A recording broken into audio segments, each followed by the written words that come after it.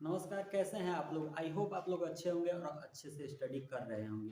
पिछले वीडियो में हम लोग प्रश्नावली 3.2 का प्रश्न क्रमांक 8 को बिल्कुल बेहतरीन तरीके से सॉल्व कर चुके थे। इस वीडियो से हम लोग सॉल्व करेंगे प्रश्नावली 3.2 के ही प्रश्न क्रमांक 9 को। यानी जैसा कि आप लोग यहाँ पर देख सकते हैं, इसमें प्रश्न क्रमांक 9 क्या बोल रहा है, लिखा हुआ है। एक तथा y ज्ञात कीजिए यदि मैट्रिक्स इतना, देखो यहाँ पर गुणा दिया है तो सबसे पहले क्या करेंगे, गुणा करेंगे। उसके बाद दोनों मैट्रिक्स को जोड़कर इसके बराबर कर देंगे। उसके बाद ऑटोमेटिक यहाँ पर x तथा y का वैल्यू ज्ञात हो जाएगा। अब आपको लग रहा होगा कि थोड़ा डिफिकल्ट है, लेकिन बिल्कुल आसान है। आइए देखते हैं कैसे। जैसे सबसे पहला काम हमको इसमें क्या करना है, इस मैट्रिक्स में यहाँ पर गुणा करना है। तो यहाँ पर जो भी अवयव रहता है इससे सभी अवयव में गुणा किया जाता है, ये आपको बिल्कुल पता है। तो 2 से 1 में गुणा करेंगे 2 हो जाएगा, फिर 2 से 0 में गुणा करेंगे 0 हो जाएगा, फिर 2 से 3 में गुणा करेंगे 6 होगा, फिर 2 से x में गुणा करेंगे 2x होगा। यानी यहाँ पर जो रहता है उससे सभी एलिमेंट्स में गुणा कर दिया जाता है, ये आपको बिल्कुल पता है। अब चलिए, ये मैट्रिक्स हो गया हमारा। अब प्लस में ये मैट्रिक्स दिया है तो प्लस में सेम टू सेम यही मैट्रिक्स यहाँ पर लिख देना है। बिल्कुल सेम टू सेम ये मैट्रिक्स को यहाँ पर आपको लिख देना है। बराबर में देखिए, बराबर में दिया है ये मैट्रिक्स, तो बराबर में ये मैट्रिक्स रहेगा ही रहेगा। तो इस टाइप से हम लोग इसको सॉल्व कर पाएंगे। तो इतना तो आपको समझ में आ रहा होगा। अब यहाँ पर देखिए दो मैट्रिक्स को जोड़ना है, तो आइए इसे भी जोड़ देते हैं। तो जोड़ने का फंडा आपको सिंपल पता है, क्या करना रहता है कि जो संगत अवयव रहता है उसको संगत अवयव के साथ जोड़ दिया जाता है। उदाहरण के लिए ये 2 है, इसका संगत अवयव y है तो 2 के साथ y को जोड़ दिया जाएगा। यहाँ पर 6 है, 6 के संगत अवयव जो है 0 है तो 6 को 0 के साथ ऐड कर दिया जाएगा। तो आइए हम लोग जोड़ते हैं इसे। तो देखिए 2 और y को जोड़ेंगे 2 प्लस y हो जाएगा, 6 और 0 को जोड़ेंगे 6 ही होगा, यानी इसको हम 6 लिख सकते हैं। 0 जोड़ेंगे कोई फर्क नहीं पड़ने वाला है। अब आप लोग 12th में चले गए हैं, इतना तो आपके अंदर कॉमन सेंस होना चाहिए कि ऐसा लिख सकते हैं। अब देखिए यहाँ पर 0 है 1 है, तो 0 में 1 जोड़ेंगे 1 होगा। 2x में 2 जोड़ना है तो 2x प्लस 2 हो जाएगा। तो इन दोनों को जोड़ने के बाद, इन दोनों मैट्रिक्स को जोड़ने के बाद हमारा ये मैट्रिक्स तैयार हो गया। अब बराबर में ये मैट्रिक्स है तो बराबर में हम इस मैट्रिक्स को जैसे का तैसा यहाँ पर लिख देंगे। तो इतना आप लोग लिख पाएंगे। अब यहाँ पर आपको क्या करना है, बीच में बराबर है तो क्या करना है, जैसे यहाँ पर बीच में जोड़ था तो संगत एलिमेंट को जोड़ दिए थे, उसी प्रकार बीच में बराबर है तो संगत एलिमेंट को बराबर कर देंगे। अब बताइए 6 का संगत एलिमेंट 6 है तो इसको बराबर करेंगे तो हमें क्या मिलेगा, कोई फायदा नहीं। हमें तो सिर्फ x और y से मतलब है, तो x और y वाला अवयव ही क्या करेंगे, बराबर कर देंगे। तो देखिए ये y वाला है, इसका संगत अवयव 5 है, तो इसको हम ऐसे लिख सकते हैं 2 प्लस वाई बराबर 5, ऐसे लिख सकते हैं क्योंकि इसका संगत अवयव 5 है। अब x वाला हमें चाहिए, तो x वाला का संगत अवयव 8 है, तो यहाँ पर लिख देंगे 2x प्लस 2 बराबर 8। इतना आपको समझ में आ रहा होगा। अब यहाँ पर हम लोग क्या करेंगे, देखिए 2 इधर प्लस में, इधर जाएगा माइनस में, यानी y बराबर 5 माइनस 2, यानी y बराबर हो जाएगा 3, यानी y का वैल्यू हमारे पास क्या आ गया, 3 आ गया। अब हमें x का मान निकालना है तो सिंपल है, 2 इधर प्लस में, इधर जाएगा माइनस में, और ये 2 इसके साथ गुणा में, इधर जाएगा भाग में, यानी 2x बराबर 8 माइनस 2, ये माइनस में आ गया। अब ये गुणा में, इधर जाएगा भाग में, यानी x बराबर 8 में से 2 गया 6, और ये भाग में जाएगा 2, तो 2 3 6, यानी x बराबर 3। तो यहाँ पर देख सकते हैं x का मान 3 आ गया और y का मान यहाँ पर क्या आ गया, 3। दोनों जगह ही मान सेम आ रहा है।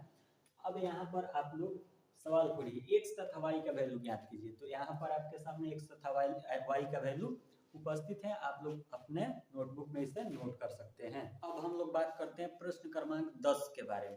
तो प्रश्न क्रमांक 10 आप लोग यहाँ पर देख सकते हैं, प्रदत्त समीकरण को x, y, z और t के लिए हल कीजिए। यानी सिंपल वही है, उसमें x और y का वैल्यू ज्ञात करना था, और इसमें x और y के साथ साथ z और t का वैल्यू भी हमें ज्ञात करना है, और थोड़ा सा इसमें ज्यादा मल्टीप्लिकेशन यानी गुणा का काम दे दिया है। बस सिंपल है ये भी। यहाँ पर देखिए गुणा का काम दिया है, तो यहाँ पर भी हम लोग गुणा का काम करेंगे। जैसे हम यहाँ पर यहाँ इसको गुणा करके हम यहाँ पर लिखते हैं, तो देखिए 2 से सब में गुणा करेंगे तो 2x से गुणा करेंगे 2x हो जाएगा, फिर 2 से z में गुणा करेंगे 2z हो जाएगा यहाँ पर।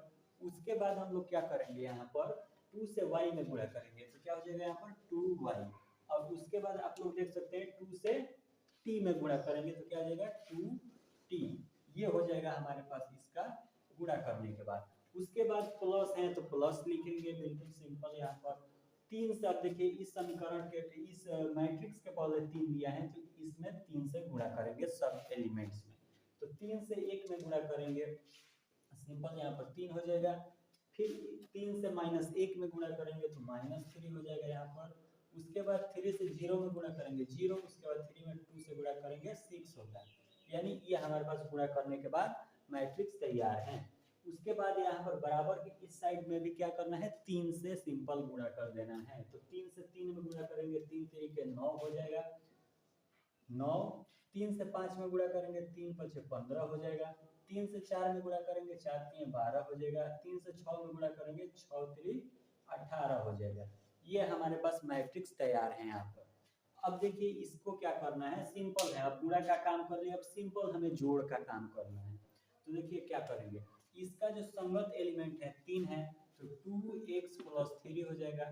अब इसका जो संगत एलिमेंट है -3 है तो 2z -3 हो जाएगा, 2z प्लस ये -3। तो यहाँ पर हम लोग डायरेक्ट भी लिख सकते हैं या फिर इस तरह भी आप लोग लिख सकते हैं, कोई दिक्कत नहीं है। 2y में 0 जोड़ेंगे 2y हो जाएगा, यानी 2y + 0। यहाँ पर 2t में 6 जोड़ेंगे 2t + 6 हो जाएगा। ये हमारे पास जोड़ करने के बाद मैट्रिक्स तैयार है। बराबर में हमारे पास क्या है, 9 12 15 और 18, ये हमारे पास एलिमेंट्स है मैट्रिक्स का। अब देखिए क्या करना है हमें, सब में देखिए इसमें x का मान निकल जाएगा, इससे z का मान निकल जाएगा, इससे y का मान निकल जाएगा और इससे t का मान निकल जाएगा। जब यहाँ से मान निकल जाएगा तो हम लोग क्या करेंगे, सबको बारी बारी से संगत एलिमेंट के साथ बराबर कर देंगे। जैसे x का वैल्यू हम लोग निकाल कर देते हैं, यहाँ पर देखिए 2x + 3 किसके बराबर कर देंगे, 9 के बराबर, तो 2x + 3 बराबर 9 हो जाएगा, सिंपल। अब देखिए यहाँ पर 3 इधर प्लस में इधर जाएगा माइनस में, यानी 2x बराबर 9 - 3। अब 2 इधर गुणा में इधर जाएगा भाग में, यानी x बराबर हो जाएगा 9 में से 3 गया 6 बचा, और 2 इधर भाग में, तो 2 लिखेंगे 2 3 6, यानी x का मान हमारे पास 3 आ गया।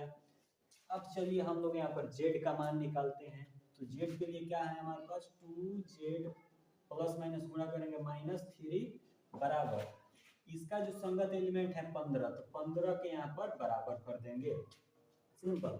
अब देखिए 3 इधर माइनस में इधर जाएगा प्लस में, यानी 2z बराबर 15 + 3 हो जाएगा। अब देखिए 2 इधर गुणा में है इधर जाएगा भाग में, यानी z बराबर हमारे पास हो जाएगा 15 3 18 बटा 2। अब 2 से घटाएंगे 9 दूना 18, यानी z का मान हमारे पास कितना आ गया, 9 आ गया, x का मान 3 आ गया। तो x और z का मान हम लोग यहाँ पर निकाल चुके हैं। अब चलिए हम लोग देखते हैं y का वैल्यू, यानी y + 0 बराबर 12, इसका संगत एलिमेंट 12 है तो 12 लिखेंगे, यानी 2y + 0 बराबर 12। अब 0 का यहाँ पर कोई वैल्यू नहीं रह जाता है, तो 2 इधर गुणा में है, डायरेक्ट यहाँ पर जाएगा तो किस में हो जाएगा, भाग में हो जाएगा, यानी y बराबर हो जाएगा 12/2, यानी कट कर कितना आएगा 6, y बराबर 6 आ जाएगा। ये हमारे पास y का वैल्यू निकल चुका है। अब चलिए हम लोग देखते हैं यहाँ से t का वैल्यू, यानी 2t + 6 दिया है, बराबर इसका संगत एलिमेंट 18 होगा, तो इन दोनों को क्या करेंगे, बराबर करेंगे, सिंपल। यानी लिखेंगे यहाँ पर 2t + 6 बराबर 18। 18 कहाँ से आ रहा है, देखिए इसका संगत एलिमेंट 18 है, वहीं से हमारे पास ये आ रहा है। अब देखिए 6 इधर प्लस में इधर जाएगा माइनस में, यानी 2t बराबर 18 - 6 हो जाएगा।